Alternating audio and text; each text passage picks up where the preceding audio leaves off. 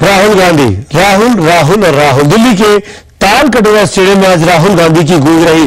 पहले उनके भाषण को सुनने को लेकर और फिर राहुल गांधी का वो गुस्से में पैशनेट से भाषण को सुनकर कांग्रेसियों में उत्साह भरे। ये भरपूर कोशिश राहुल गांधी ने आज की, लेकिन हम आपको बताएंगे इस भाषण की आज खास बातें क्या रही। राहुल गांधी को आज 2014 के लिए कांग्रेस के चुनाव प्रचार कमेटी की कमान औपचारिक तौर पर सौंप दी गई और यह बात भी साफ हो गई कि आज गांधी परिवार ने अपना सत्ता हस्तांतरण कर दिया। जी हां, सोनिया गांधी ने आज अपने भाषणों में कोई भी बड़ी बात नहीं की और सारी बातें छोड़ दी राहुल गांधी के भाषण के लिए। दिल्ली के ताल कटोरा स्टेडियम में पार्टी के 8000 कार्यकर्ताओं और नेताओं के सामने राहुल गांधी ने 2014 के लिए कांग्रेस का एजेंडा देश के सामने रखा। राहुल आज गुस्से में थे। आज राहुल का नया रूप देखने को मिला। राहुल आक्रोशित लग रहे थे, राहुल जुनूनी लग रहे थे। राहुल का जो रूप कांग्रेसियों देश की जनता 10 साल से इंतजार कर रही थी, वो आज कुछ हद तक देखने को जरूर मिला।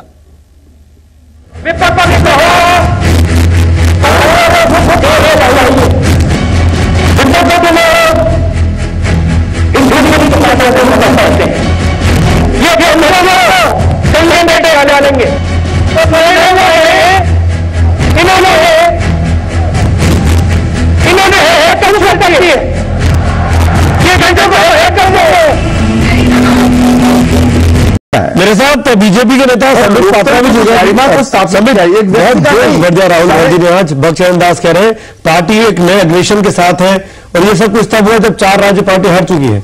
आपको भाषण कैसा लगा? पहली बात देखिए, भाषण के उतार चढ़ाव से, डेसिबल्स के लेवल से कभी नेता का आंकलन नहीं होता है।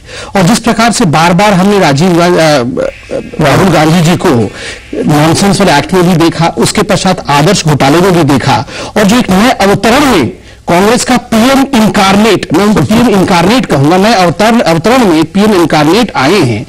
कहीं ना कहीं मैं बाध्य होता हूं अरुण जेटली जी के ब्लॉग से चंद शब्द चुराने में। कॉन्ट्राइव्ड एंगर एंड मैन्युफैक्चर्ड डिसेंट, ये कहीं ना कहीं लोकतंत्र में आप देखिए ये चलता नहीं है। लोग जानते हैं कि कौन सा एंगर दिखावे का है और कौन सा डिसेंट मैन्युफैक्चर्ड है।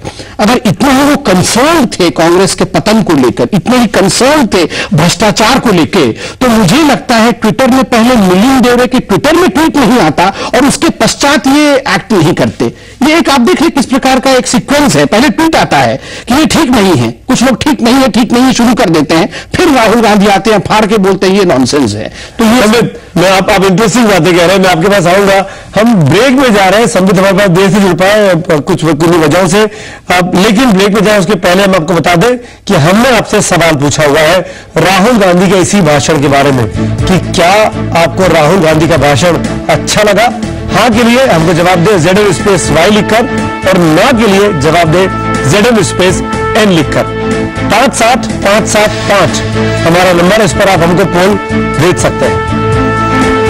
वक्त हो गया ब्रेक का, लेकिन खबरें जारी है। बने रहिए जी न्यूज के साथ।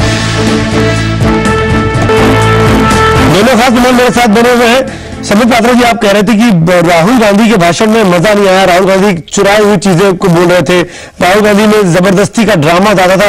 लेकिन मेरा सवाल आपसे बहुत सीधा सा है, राहुल गांधी आज जिस रूप में आपने देखा, क्या राहुल गांधी को ऐसे कभी देखा है आपने? देखिए, बहुत महत्वपूर्ण विषय है। अंग्रेजी में कहावत है कि leaders are always born, they are never tailored. जो लीडर होता है वो जन्मजात लीडर होता है, वो पैदाइशी लीडर होता है।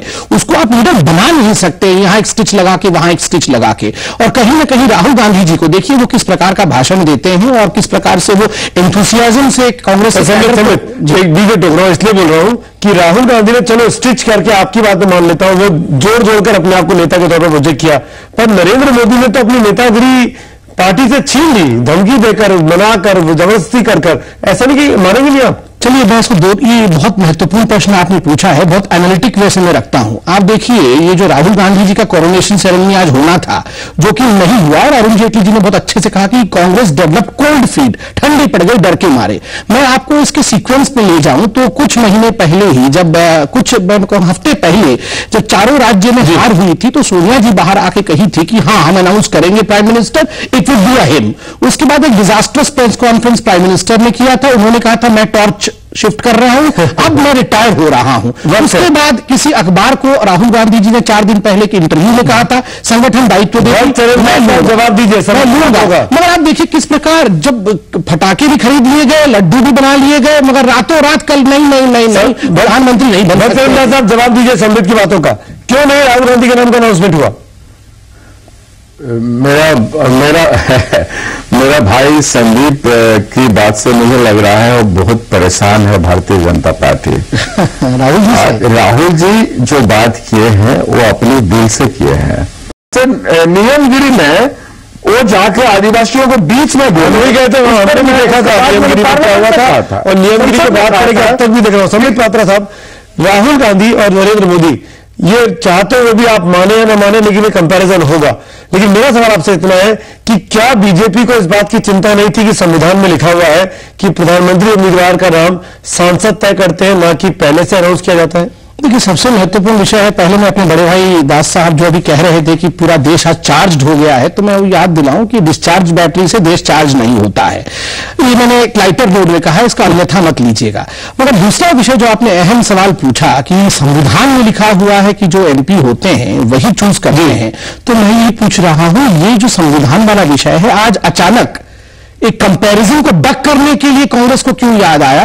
आपने थोड़ी देर पहले सही प्रश्न पूछा था, मनमोहन सिंह जी को कौन से संविधान में चुना था? उनको केवल एक ही संविधान में चुना था, सोनिया जी का संविधान। ठीक उसी प्रकार आप जितने भी प्रधानमंत्री कांग्रेस के रह चुके हैं, मैंने भी शब्द इस्तेमाल किया पीएम इनकारनेट, वहां पीएम डेजिग्नेट नहीं होता है। राहुल गांधी जी का भी पीएम पद में इनकारनेशन आज से 42 ईयर्स पहले हो चुका था। अवतरण होता है, पालने में अवतरण होता है, और अवतरण को आप कहेंगे कि अवतरण भी हो जाए उसके पश्चात झुकते कहते यही हमारे पीएम है। दास साहब मैं बीच में टोक रहा हूं, माफी चाहता हूं, वक्त की कमी है मेरे पास, इस डिबेट को मुझे यही बीच में खत्म करना पड़ेगा। लेकिन मैं जानता हूं कि यह डिबेट अगले 5 महीनों तक ऐसे ही चलने वाला है, मैं क्या पूरा हिंदुस्तान जानता है। लेकिन हमारा आपसे सीधा सा सवाल है कि राहुल गांधी का भाषण आपको कैसा लगा? हमको आप SMS पोल के जरिए बताते रहिए, हम लगातार इसके नतीजे भी आपके सामने भी बताते रहेंगे। फिलहाल इस कार्यक्रम में जो हमारे साथ जुड़ने के लिए बहुत बहुत शुक्रिया आपका।